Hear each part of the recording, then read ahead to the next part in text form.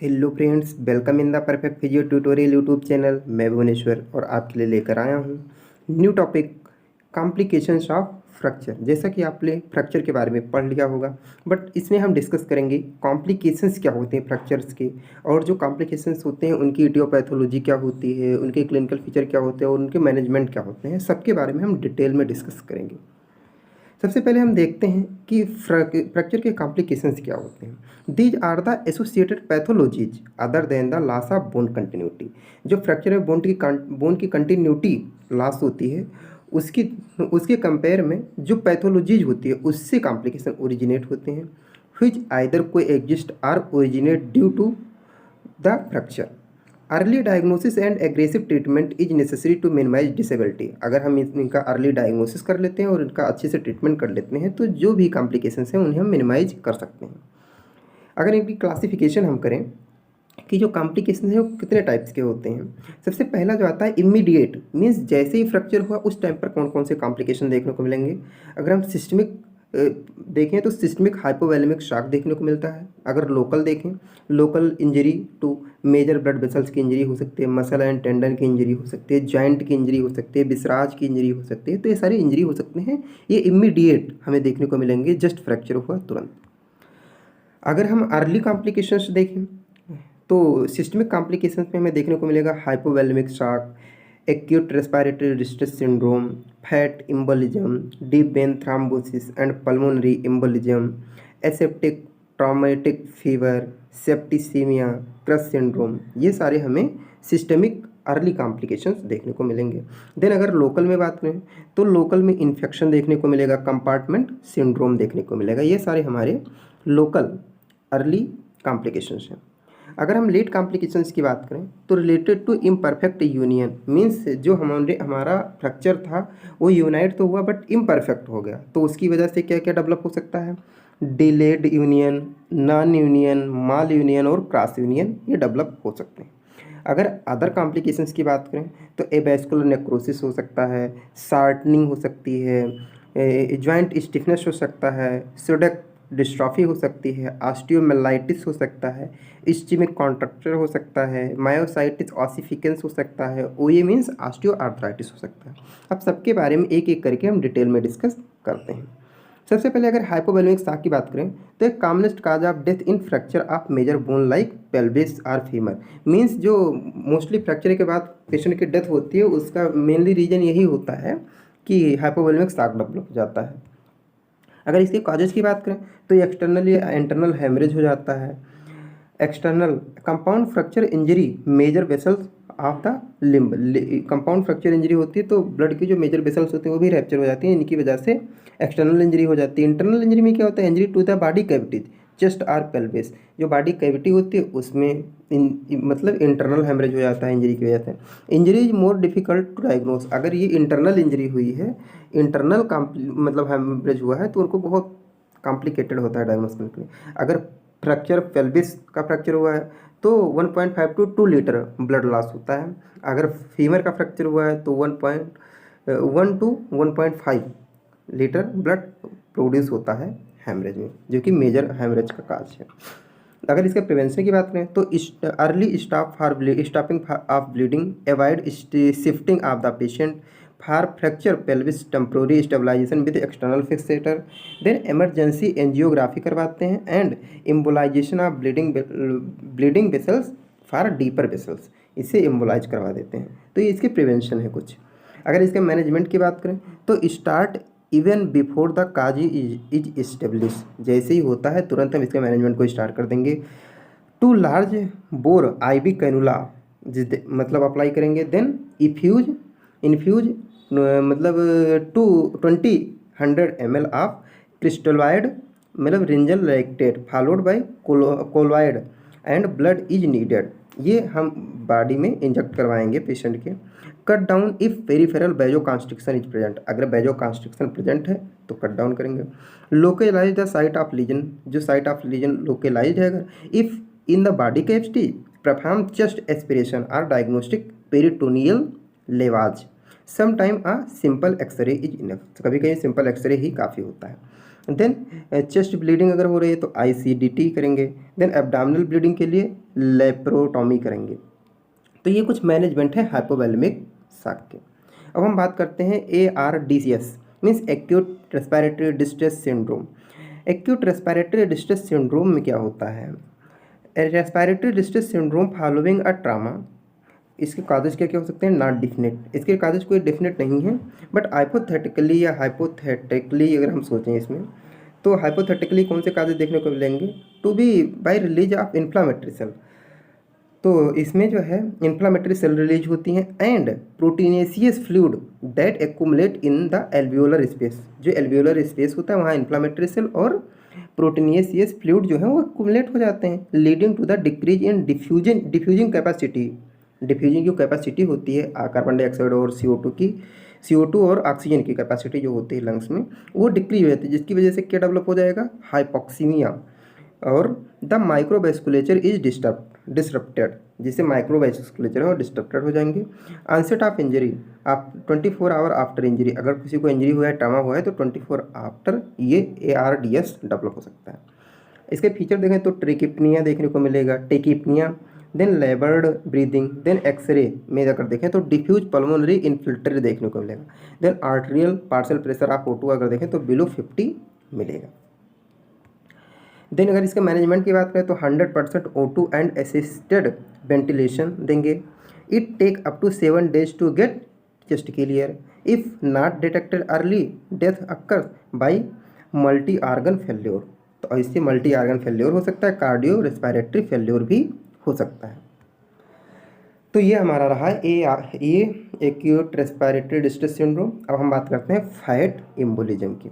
ये क्या होता है? It is a life threatening complication of fracture where fat globules occlude the small blood vessels. जो small blood vessels होते हैं उसमें जो फैट के ग्लोब्यूल होते हैं वो वहाँ पर आके फंस जाते हैं, ये वहाँ पर आके वैजो कॉन्स्ट्रिक्शन काज करते हैं, जिसकी वजह से ब्लड फ्लो में रुकावट होती है।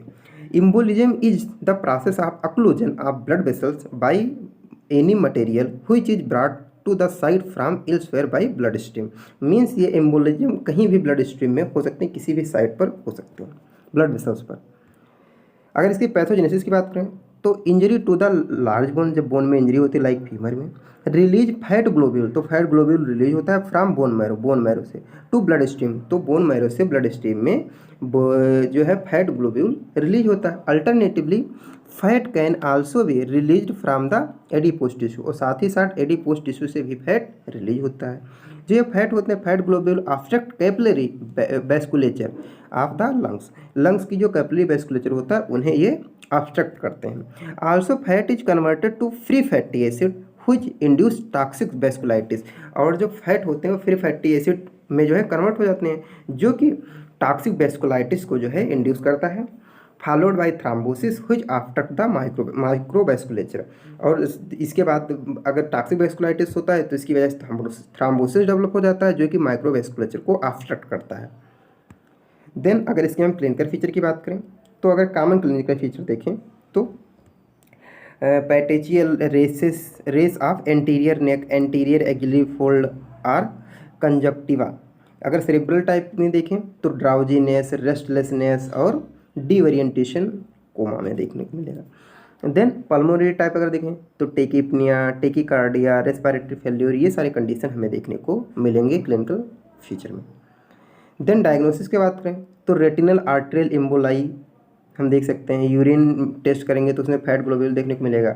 चेस्ट एक्सरे अगर देखेंगे तो pulmonary infiltration, storm appearance clinical feature जो है देखने को हमें मिलेगा एक्सरे में, चेस्ट एक्सरे में। इसके मैनेजमेंट की बात करें तो रेस्पिरेटरी सपोर्ट देंगे, हाइपरनाइजेशन देंगे, IB मतलब इंट्रावीनस हम देंगे, low molecular weight dextrol, then corticosteroid, then dextrose and alcohol infusion to emulsify fat को इमल्सीफाई करेगा।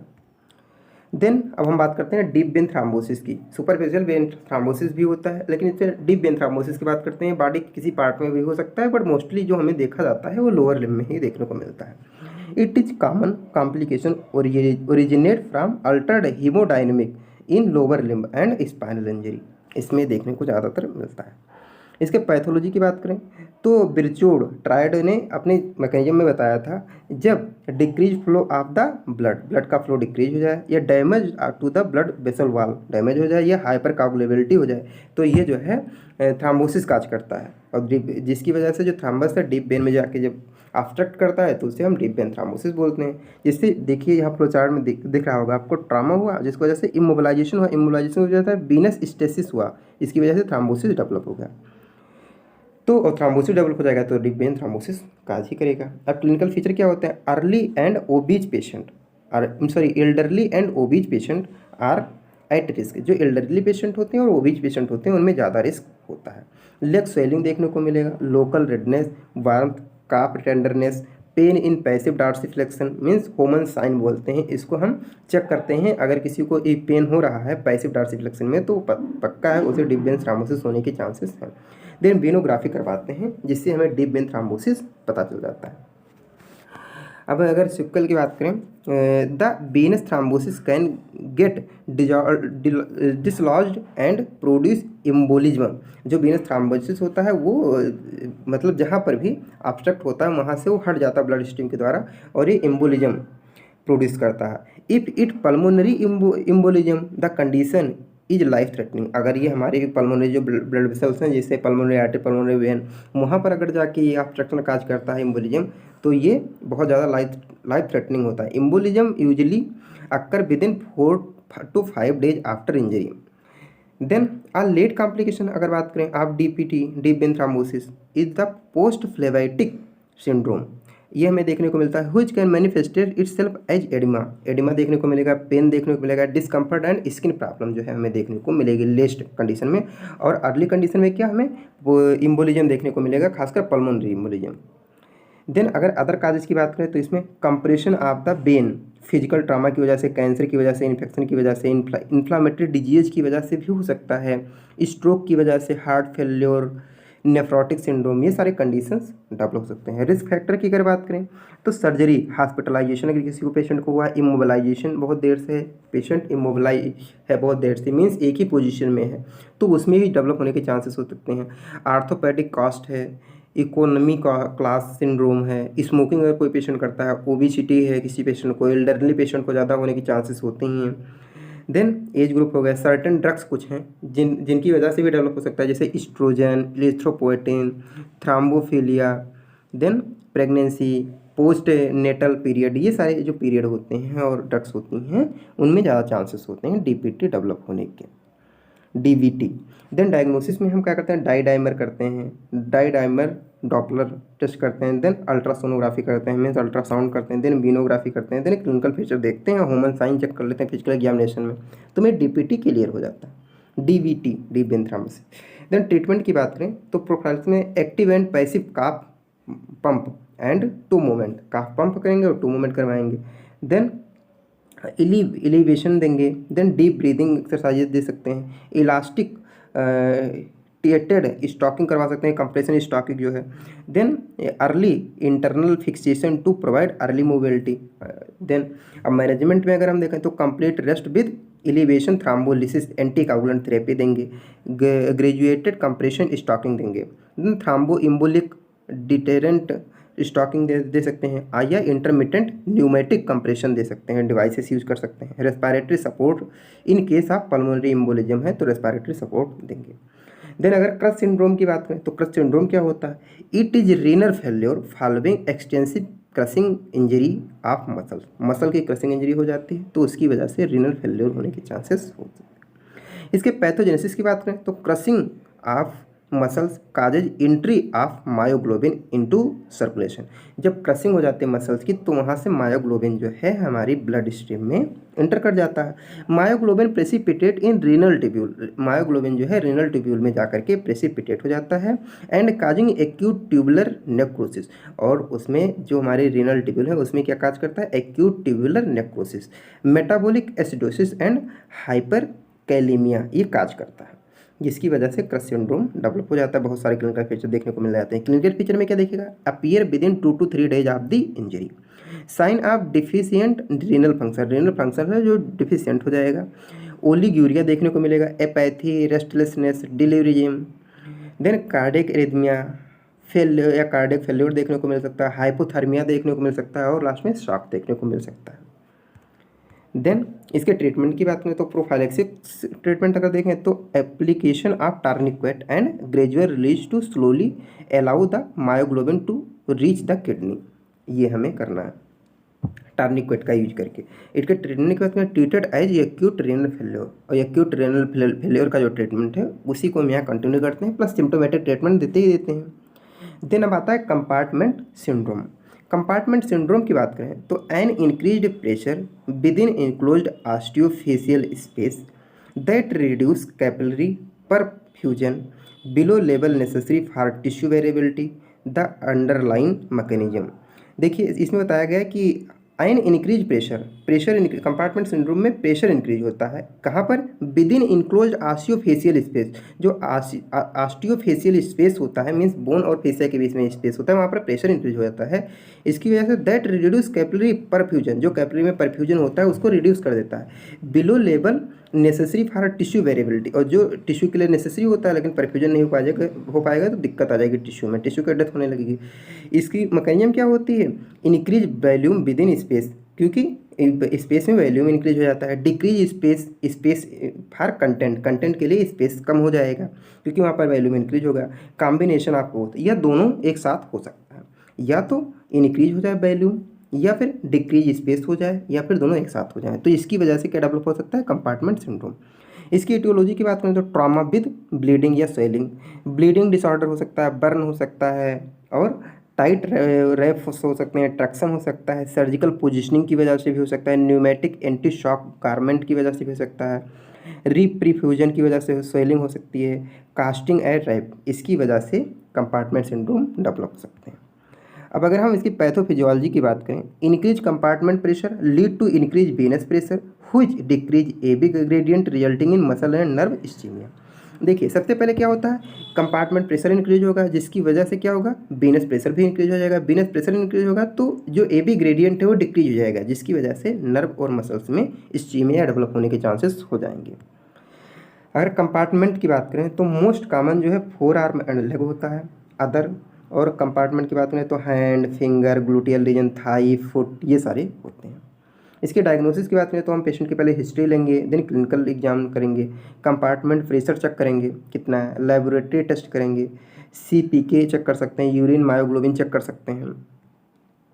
देन क्लिनिकल फीचर अगर इसमें देखें तो जो है 6P हमें देखने को मिलेगा। P means pressure, palpitation of compartment and its tension or firmness, हम देखेंगे पल्पेट करके कि कंपार्टमेंट में उसमें टेंशन तो नहीं है, फर्मनेस कितना है। देन पेन चेक करेंगे, then paraesthesia, then paralysis, then pallor skin, then pulselessness, ये हम 6P's जो है हम देखेंगे जो क्लिनिकल फीचर में हमें देखने को मिलेंगे। दोबारा हम बता देते हैं कौन 6P's हैं, pressure, pain, paraesthesia, then paralysis, then pallor, then pulselessness, ये हमें देखने को मिलेगा क्लिनिकल फीचर में।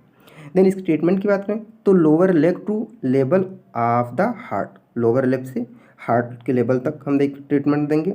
देन रिमूव कास्ट को रिमूव करेंगे, split all dressing down to skin, then fasciotomy कर सकते हैं अगर ज़रूरत है तो। If continued clinical finding and or elevated compartment pressure, तो हम फैसियोक्टॉमी कर सकते हैं अगर ये कंडीशन है तो। देन डिलेड यूनियन, अब देखिए इसमें क्या था कि ये कॉम्प्लिकेशन तब डेवलप होता है जो हम हीलिंग होती तो है फ्रैक्चर की, बट इनकम्प्लीट हीलिंग हो जाती है, अच्छे से जो है यूनाइट नहीं होता है, तो या तो डिलेड यूनियन हो जाए या नॉन यूनियन हो, मीन्स या तो यूनियन में डिले हो रहा हो या यूनियन ना हो रहा हो। तो when a fracture take more than the usual time to unite it said to have gone in delayed union, means जितना टाइम होता है यूनाइट होने का, अगर उससे ज़्यादा टाइम ले रहा है तो उसे हम डिलेड यूनियन बोलेंगे। When the process of healing stop before completion the fracture is said to have gone non union, means क्या है, when the process of healing stop before complication, means जैसे प्रोसेस जो हीलिंग की थी वो stop हो गई विदाउट मतलब कंप्लीट यूनियन नहीं हुआ, वैसे ही स्टॉप हो गया, तो इसे हम बोलते हैं non union. To diagnose non union for the fracture has to be minimal 6 month old, तो अगर फ्रैक्चर मिनिमम 6 month ओल्ड है तो हम ये डायग्नोस कर सकते हैं। देन अगर हम बात करें नेक्स्ट की तो इसके काजेज रिलेटेड टू पेशेंट की एज पर रिलेट करता है। मान लीजिए पेशेंट ओल्ड एज का है तो उसमें उतना जो है प्रोटीन नहीं होता है, सप्लीमेंट देना पड़ता है, या मतलब उतना इम्यूनिटी नहीं होती है जिसकी वजह से जल्दी से हील हो जाए या जो भी। देन रिलेटेड फ्रैक्चर से रिलेटेड हो सकता है। एसोसिएटेड सिस्टमिक इलनेस जो है मलिग्नेंसी है इसकी वजह से, और तो ये पहला था related to patient. Then related to fracture, fracture में क्या हो सकता है, distraction at the fracture site से डिस्ट्रक्शन हो सकता है, muscle pulling the fragment, example से फ्रैक्चर पटेला, ग्रेविटी की वजह से, example fracture of shaft of the humerus, ये डेवलप हो सकते हैं। देन सॉफ्ट टिश्यू इंटरपोजिशन, इसकी वजह से fracture of shaft of humerus, जैसे bone loss during fracture, example fracture of tibia open type. Then infection from open fracture, for example fracture tibia. Then damage to the blood supply of the fracture fragment, example fracture scapula. Then pathological fracture हैं जो जैसे fracture ऑस्टियोमाइलिटिक tibia. तो ये सारे condition में हो सकता है डिलेड यूनियन या non union. Then causes related to treatment, अगर ट्रीटमेंट में देखें तो इनएडिक्वेट रिडक्शन हो गया है। देन इनएडिक्वेट इमोबलाइजेशन की वजह से हो सकता है, डिस्ट्रक्शन की वजह से हो सकता है। देन टाइप्स की बात करें तो एट्रोपिक हो सकता है, means no or minimal callus formation हो, मतलब या तो बिल्कुल ना हो या थोड़ा सा फार्मेशन हुआ हो। या hypertrophic callus is present but it does not bridge the fracture site, मतलब प्रेजेंट तो होता है बट फ्रैक्चर साइड में ब्रिज का फॉर्मेशन नहीं करता। अगर कॉमन साइड की बात करें तो neck of the neck of femur, then scaphoid bone में हो सकता है। Then lower third of the tibia, then lower third of the ulna, then lateral condyle of the humerus, इसमें जो है ज़्यादा डेवलप होने के चांसेस होते हैं। देन इसकी क्लिनिकल फीचर की बात करें तो pain, deformity, abnormal mobility, refracture, radiological finding अगर देखेंगे तो डिलेड यूनियन देखने को मिलेगा, इनएडिक्वेट कलर्स देखने को मिलेगा, विजुअल फ्रैक्चर लाइन देखने को मिलेगी। और अगर नॉन यूनियन में देखेंगे तो इंड आर राउंडेड, जो इंड है वो राउंडेड देखने को मिलेगा। स्मूथ स्क्लेरोटिक मेडुलरी कैविटी में भी ऑब्लिटेरेटेड विजिबल फ्रैक्चर लाइन, ये आपको देखने को मिलेगा नॉन यूनियन में। देन इसके ट्रीटमेंट की बात करें तो most commonly prolonged conservative management दिया जाता है और सर्जिकल इंटरवेंशन की जरूरत होती है, तो बोन ग्रेफ्टिंग कर सकते हैं with or without internal fixation. अगर नॉन यूनियन के ट्रीटमेंट की बात करें तो depending upon the site and residual disability, मतलब साइट पर और डिसेबिलिटी के बेसिस पर हम ट्रीटमेंट देते हैं। इसमें भी बोन ग्राफ्टिंग कर सकते हैं, बहुत का ज़्यादा कॉमन होता है। एक्सीजन आप फ्रेगमेंट कर सकते हैं। देन कभी कभी ट्रीटमेंट की ज़रूरत भी नहीं पड़ती है when there is no disability, अगर फ्रैक्चर आप इसके फैट है तो कोई डिसेबिलिटी होगी नहीं तो कोई दिक्कत नहीं। देन माल यूनियन अगर डेवलप हुआ है उसमें क्या करते हैं, when a fracture does not unite in proper position, अगर प्रॉपर पोजीशन पर यूनाइट नहीं हो रहा है, it is said to have mal united. तो माल यूनाइटेड जैसे improper reduction, unchecked muscle pull, excessive communication, इसकी वजह से। अब माल न्यूट्रिशन मतलब क्या हुआ, जैसा कि हमने आपको बताया, when a fracture does not United in proper position, means proper position पर नहीं यूनाइट तो हुआ लेकिन प्रॉपर पोजीशन पर यूनाइट नहीं हुआ, तो माल यूनाइटेड से बोलते हैं। और काजेज हमने बता ही दिया आपसे। इसके कॉन्सिक्वेंसेस क्या हो सकते हैं, deformity, shortening of limb, limitation of movement, ये सारी चीज़ें डेवलप हो सकती हैं। इसके ट्रीटमेंट की बात करें तो ऑस्टियोक्लासिक एक्टिविटी है उसको इंक्रीज करने से हो सकता है।